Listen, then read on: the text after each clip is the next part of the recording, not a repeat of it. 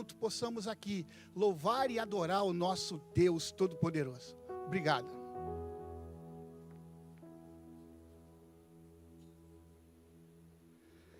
Que bom, mais uma vez estamos aqui para celebrar o Deus Todo-Poderoso, o nosso Deus.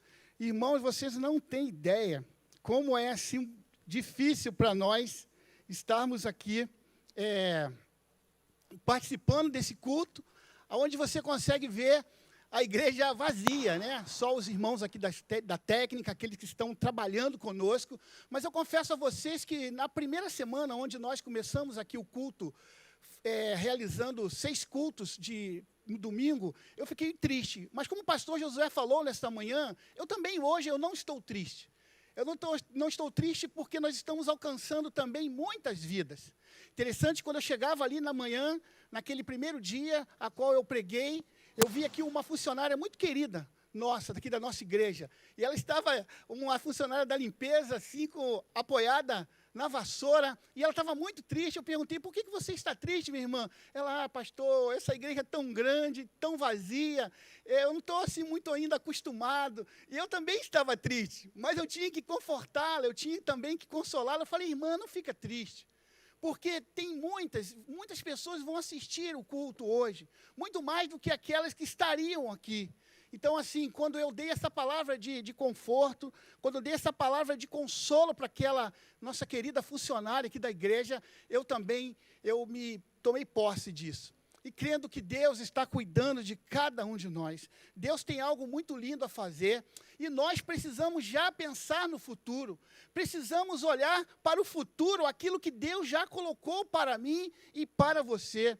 E olha, meus irmãos, eu vou dizer algo aqui que o pastor Josué não me ouça, mas na última terça-feira, com os pastores aqui do staff, com os pastores das igrejas filhas, nós estávamos muito empolgados. 50% do tempo daquela reunião foi para decidir de que forma será o nosso retorno. Vocês imaginaram que festa será? O retorno aqui da igreja, o retorno nos cultos da igreja, o retorno também nas células. Nós iremos sim fazer uma grande festa para o Senhor, porque afinal de contas nós sabemos que tudo isso vai passar.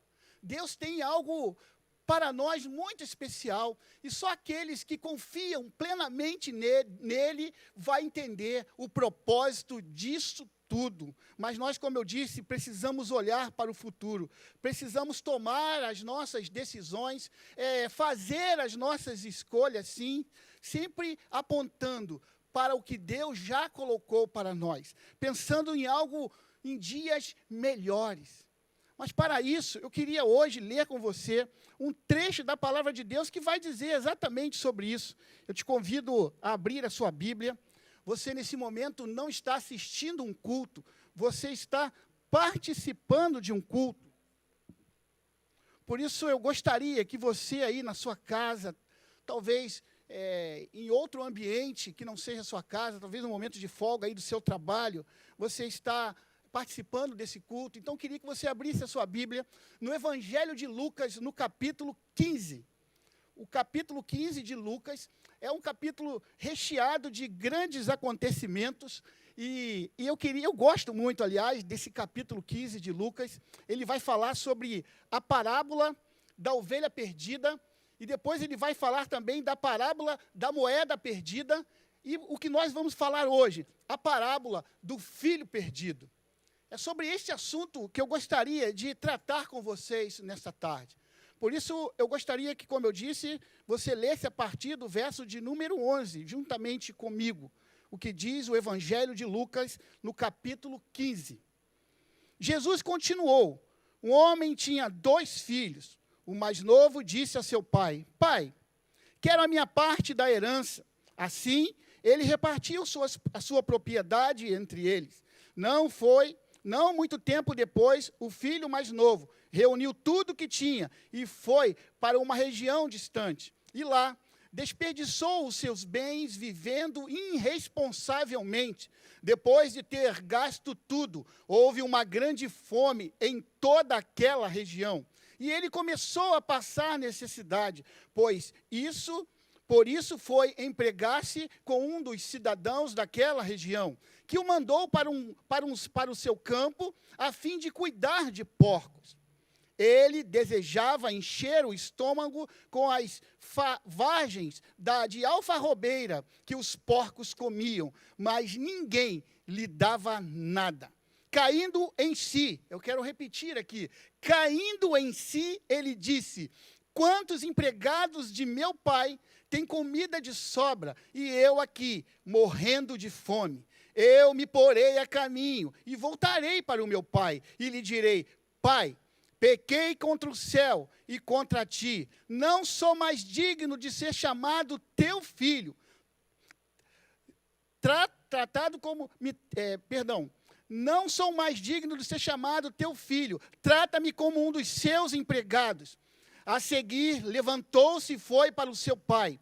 Estando ainda longe, seu pai o viu, e cheio de compaixão, correu para o seu filho e o abraçou e beijou. O filho disse: pai, pequei contra o céu e contra ti, não sou mais digno de ser chamado teu filho. Mas o pai disse aos seus servos: depressa, tragam a melhor roupa e vistam nele. Coloquem um anel em seu dedo e calcem os seus pés. Tragam um novilho gordo e matem-no. Vamos fazer uma festa e alegrar-nos, pois este filho estava morto e voltou à vida. Estava perdido e foi achado. E começaram a festejar o seu regresso. Senhor Jesus, continue conosco e fale aos nossos corações neste momento, Deus. Estamos aqui totalmente dependentes de Ti. Por favor, Senhor, haja entre nós, em nome de Jesus. Amém. Meus amados, como eu disse, esse texto fala de alguém que precisava tomar uma decisão. Ele precisava escolher. E nós vimos aqui que a escolha desse homem, desse jovem, melhor dizendo, não foi a melhor escolha. Mas, na verdade, nesta tarde, eu queria fazer uma pergunta para você.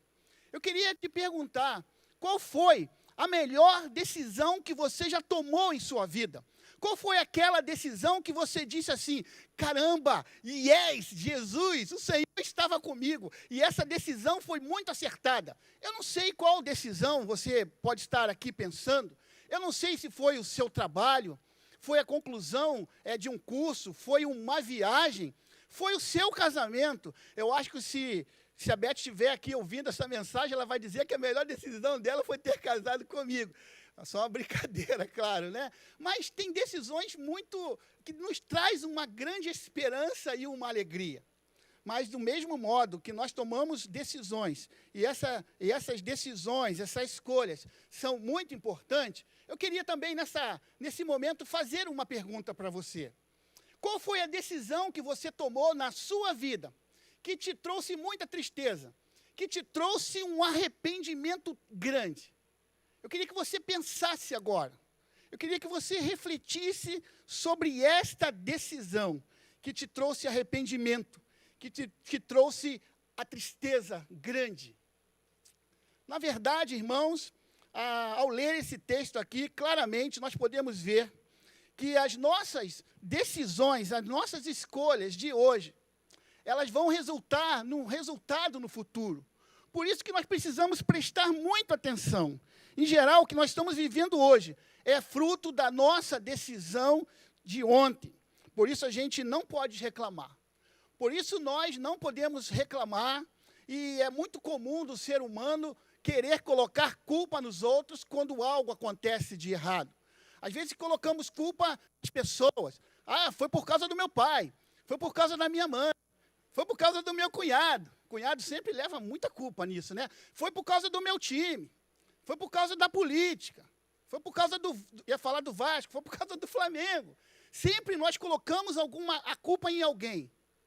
Às vezes, quando batemos o carro, nunca nós batemos o carro. Sempre alguém que bate no nosso carro. Isso é normal do ser humano, sempre tentar colocar alguém, sabe, como culpado nesta relação. Mas quantas vezes estamos reclamando de algo que nós mesmos decidimos e que nós mesmos permitimos que acontecesse em nossa vida. Foi exatamente isso que aconteceu com esse jovem. Agora, quem teria coragem de dizer para ele, esse jovem a qual nós lemos agora, essa história, quem poderia chegar para ele e falar assim, olha, você está aí comendo comida de porco, porque você quis estar aí. Alguém tivesse a coragem, e a gente precisa ter amigos que têm coragem de falar. Amigos de verdade, eles conversam conosco, eles dizem a verdade para que possamos entender e não errar mais. Mas será que alguém teria coragem de falar assim, ô filho, se você fosse um amigo dele, amigão mesmo, ô meu filho, ô filhão, cara, deixa eu te falar algo para você aqui. Você está colhendo exatamente o que você plantou. A decisão de vir para cá, para essa pocilga, foi sua. Foi você mesmo que quis vir. Queridos, às vezes tomamos essa decisão.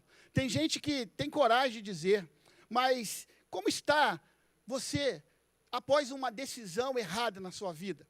Como está a sua vida espiritual, a sua vida física, os seus relacionamentos? Porque você tomou uma decisão errada.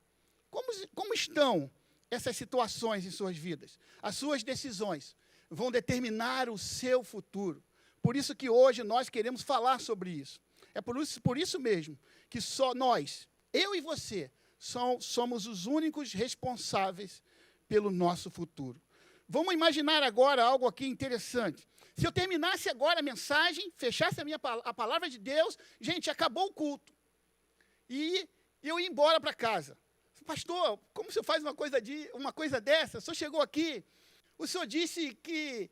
O senhor quer dizer agora que as decisões que eu tomei errada no futuro, quer dizer, no passado, eu vou ter que viver para o resto da minha vida? Será que eu vou ter que ficar sustentando isso e colhendo os frutos do passado? Queridos, eu não vou fazer isso. Eu não vou fazer isso. Sabe por quê?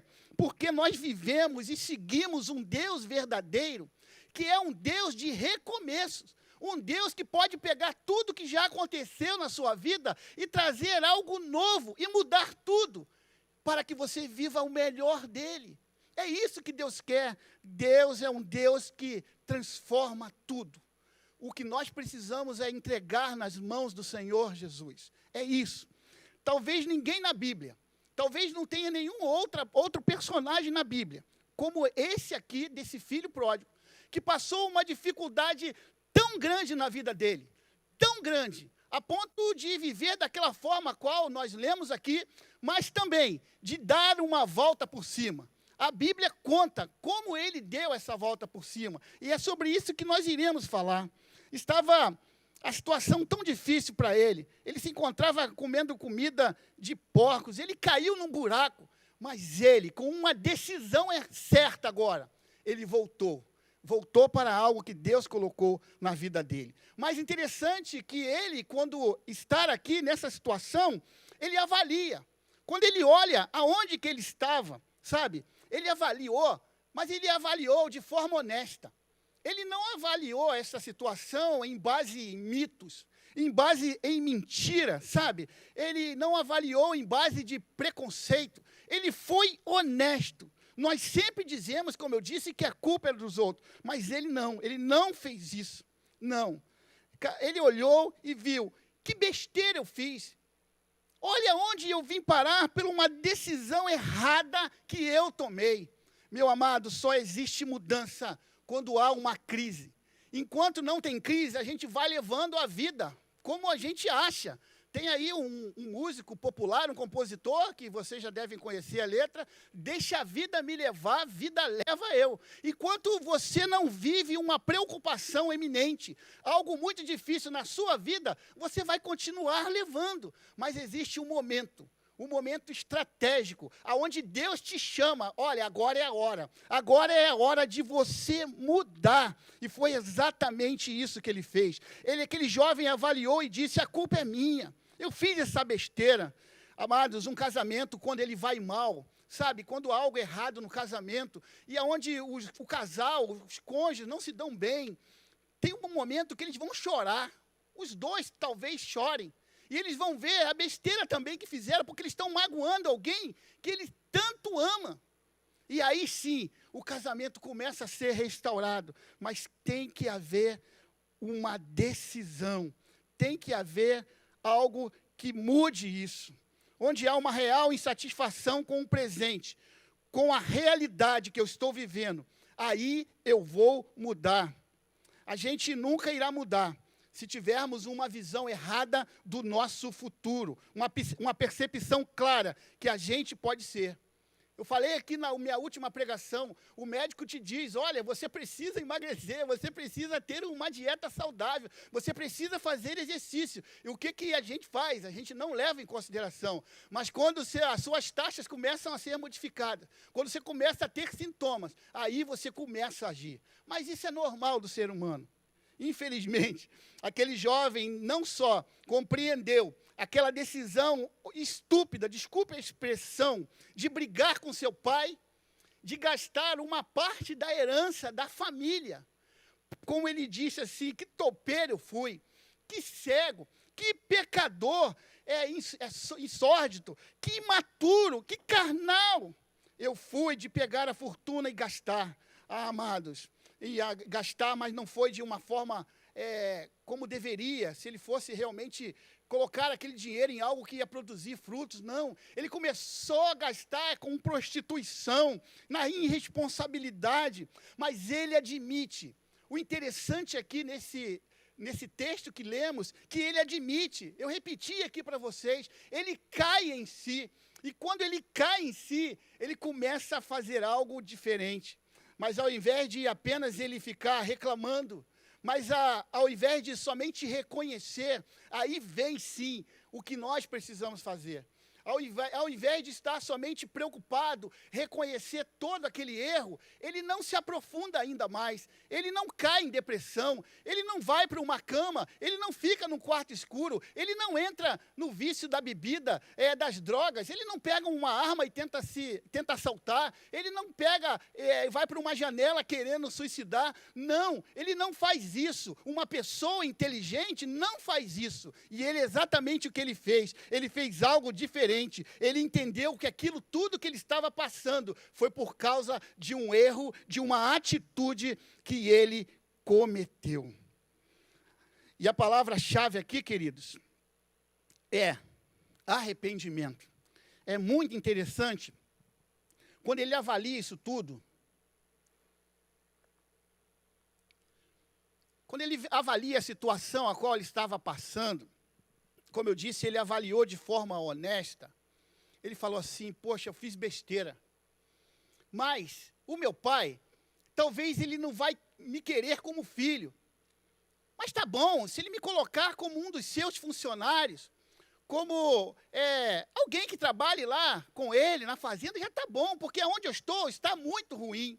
Então, se ele não quiser como filho, pelo menos como funcionário. Mas o meu pai, ele deve estar chateado comigo, porque realmente eu fiz algo ruim. Então, o que eu vou fazer? Eu vou pedir perdão para o meu pai. E aí entra algo muito importante que aconteceu na vida daquele jovem. Aquele jovem caiu em si, fez uma avaliação, lembrou que tudo que ele estava passando foi por causa dos atos errados, dos pensamentos, das ideias, das atitudes que ele tomou, das escolhas, e o pai não teve culpa disso. Então ele voltou para casa correndo.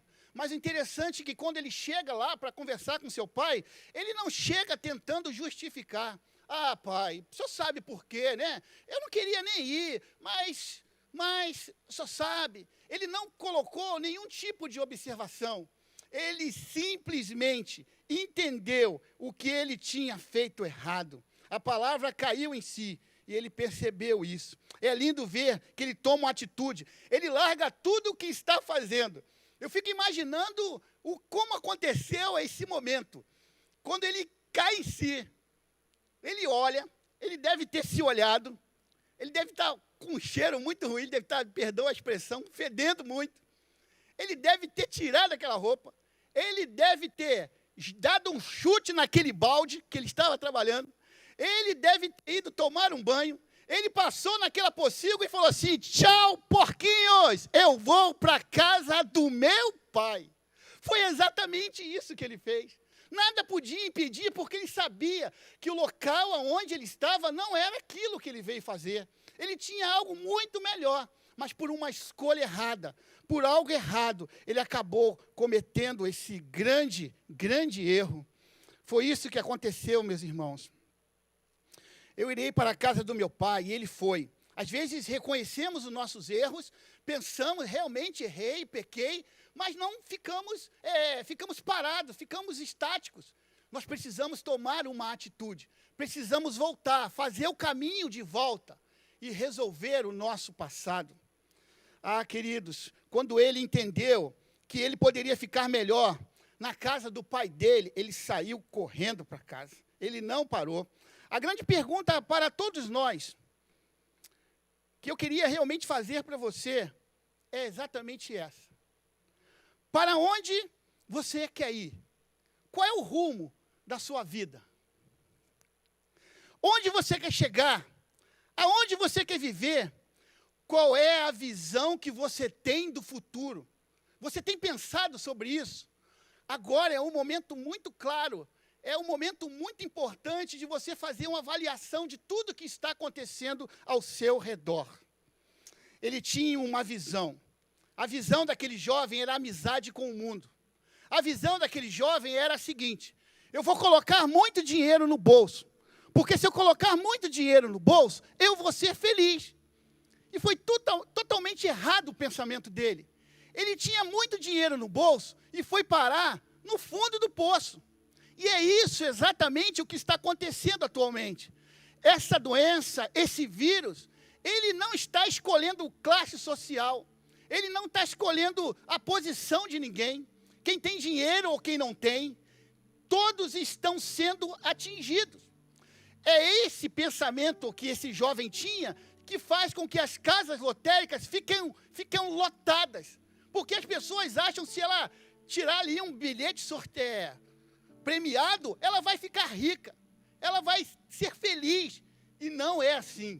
O dinheiro, nesse caso aqui, muito claramente, não trouxe nenhuma felicidade para aquele homem, para aquele jovem. Na verdade, ele colocou muito dinheiro no bolso e foi parar no fundo do poço. E depois, o que ele mais queria era voltar para a casa do seu pai. Você quer o pai? Você quer ir para o céu? Você quer a salvação? Ou você ainda está pensando neste mundo de forma terrena? Não ames o mundo. Não ame as coisas desse mundo. Essas coisas aqui são passageiras. Nós precisamos avaliar como aquele jovem honestamente. Ah, meus irmãos, ao final desta palavra, juntamente com você, temos que concluir algo aqui fantástico. Uau! Glória a Deus! Sim, como essas decisões são importantes. Uma decisão errada levou para o fundo do poço e uma decisão certa trouxe ele para a casa do pai e ainda teve uma festa. Isso acontece quando a gente toma uma decisão certa. As decisões estão diante de nós a todos os momentos. Amados, em 2012, eu tive que tomar uma decisão na minha vida. Eu vivia um dos melhores momentos na minha vida profissional. Pensa em algo que me dava prazer, o trabalho que eu fazia. Eu ainda tive a possibilidade de conhecer muitos lugares neste mundo. Mas o meu pastor, o meu discipulador, o meu pai na fé, me fez um convite. Ele disse para mim: Claudir, venha para cá para o tempo integral, eu quero você aqui com a gente. Eu não pensei duas vezes, eu deixei tudo de lado. E eu fui ser pastor, e eu posso te garantir algo agora. Ser pastor foi a melhor decisão que eu tomei na minha vida. Eu jamais me arrependi, e eu jamais irei me arrepender. Eu não sei qual decisão você tomou na sua vida que deu errado, mas nessa tarde Deus está te chamando. Ele quer mudar a sua vida. Ah, meus amados, eu sou um pastor. Normalmente, o pastor, ele dá direção às ovelhas. Talvez eu não seja o seu pastor diretamente, mas, por favor, deixa ser o seu pastor agora. O pastor, com seu cajado, ele vai guiando, orientando as ovelhas, E se tem algo que eu queria fazer nesta tarde, é te desafiar. Sim, eu quero te desafiar. Eu quero desafiar. Eu quero te dar uma direção agora. Eu queria que, de tudo que eu falei aqui, você guardasse somente 2 escolhas para a sua vida. Somente 2. A primeira escolha que eu gostaria de dizer para você tomar hoje: invista no seu relacionamento com Deus.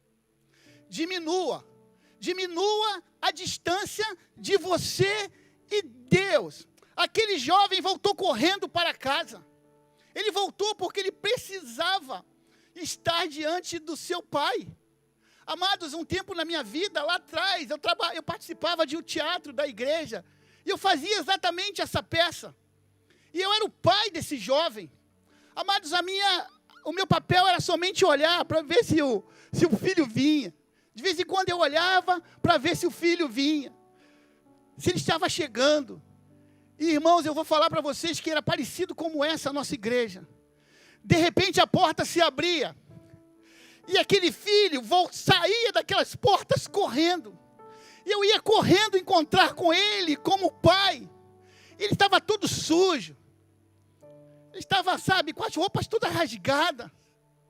E eu abraçava aquele jovem, e eu vivia aquilo como que está na palavra de Deus, como um filho retornando na presença do Pai.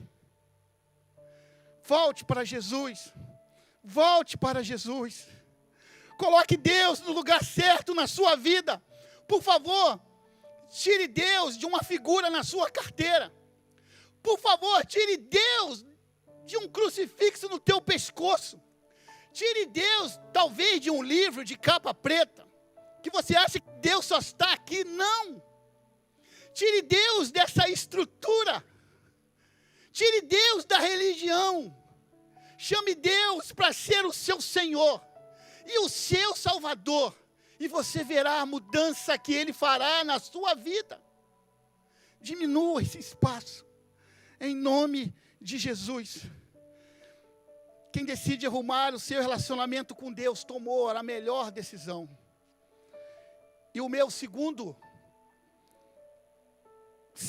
pedido para você, e último, a segunda decisão que eu te peço a fazer nessa noite: invista no seu relacionamento familiar.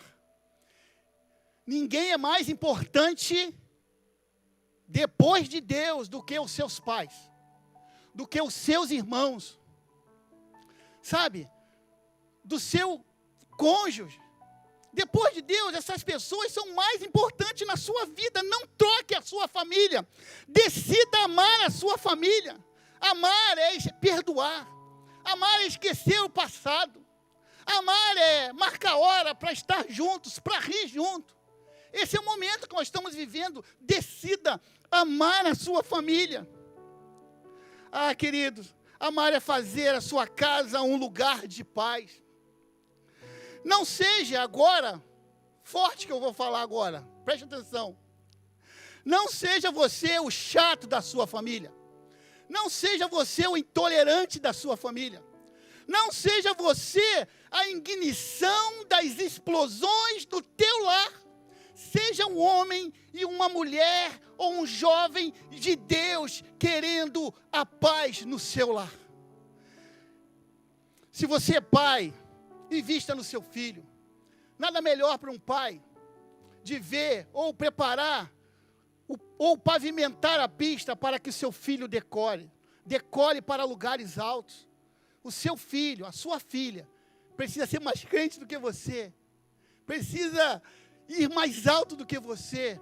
Isso é investir na sua família. Eu queria concluir essa mensagem fazendo um pedido a você. Como eu disse, de tudo que foi falado sobre essa história tão emblemática desse jovem, eu queria que você também ficasse agora aqui com essas decisões que vão mudar a sua vida para o seu futuro. Queria que você abaixasse a sua cabeça e que você fizesse uma oração comigo. Eu queria que nesse momento, uma simples oração, você vai orar assim: Senhor Jesus, neste momento eu entendi que as minhas decisões precisam ser pautadas na tua vontade, mas eu não te conhecia, ou só de ouvir falar, mas hoje eu reconheço, Senhor, e te convido a morar no meu coração e fazer morada eterna. Por isso eu te aceito, Senhor, pedindo perdão pelos meus pecados e te aceitando como meu Senhor e o meu Salvador. Eu oro em nome de Jesus Cristo. Amém. Amém. Se você fez essa oração, aí na tela do seu computador, tem um QR Code. Você vai fotografar esse QR Code e vai cair aí, você vai ser levado para uma inscrição, para um formulário, bem breve. Escreva aí que nós queremos cuidar de você, queremos ficar perto de você, queremos abençoar a sua vida e queremos dizer quanto você é importante para Deus. Eu queria te agradecer. Eu queria agradecer a você que está conosco, você que está aqui participando deste culto conosco. E agora, nesse momento que a música, que o louvor vai acontecer, você vai ter o tempo de ir aí marcar no QR Code esse formulário.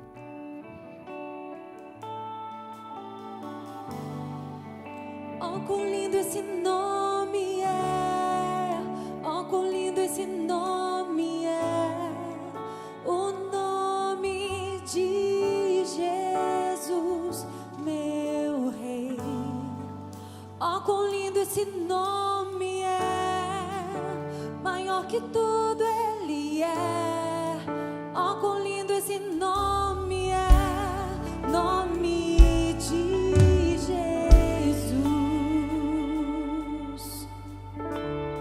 O céu para buscar-nos veio para nos resgatar.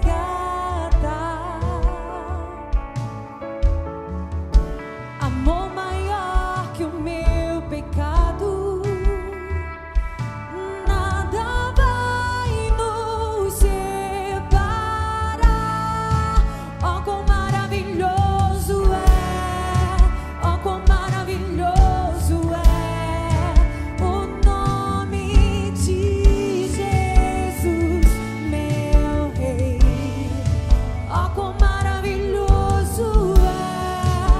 Maior que tudo Ele é. Oh, quão maravilhoso é! Nome de Jesus. A morte venceste, o véu tu rompeste, a tumba vazia agora está.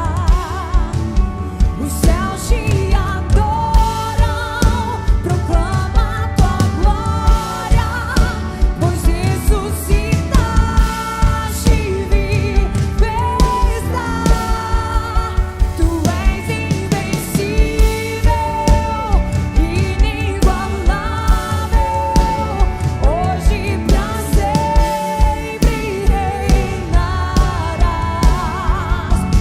Teu é o reino, tu é a glória, acima de todo nome está. Poderoso esse nome é, poderoso esse nome é, o nome de Jesus, meu Rei. Poderoso esse nome é, maior que tudo Ele é. Poderoso esse nome é, nome de Jesus. Amém. Glórias a Deus. Muito obrigado por você ter participado conosco de mais esse culto de celebração. Nós vamos orar encerrando, mas eu queria te dizer que daqui a pouco, às 19 horas, teremos mais um culto. Pastor Josué estará pregando. Convide todos para participarem conosco. Quero agradecer a todos que estão participando aqui, direta e indiretamente desse culto. E queremos orar agora também pela sua vida. Pai, muito obrigado, Deus, por tudo que aconteceu aqui durante esse dia inteiro. E não foi diferente agora. O teu amor, Senhor, está aqui neste lugar. Sentimos a tua presença. Pai, muito obrigado pelas vidas que participaram deste culto. Senhor, continue a nos abençoar e nos guardar, nos dando uma semana de vitória.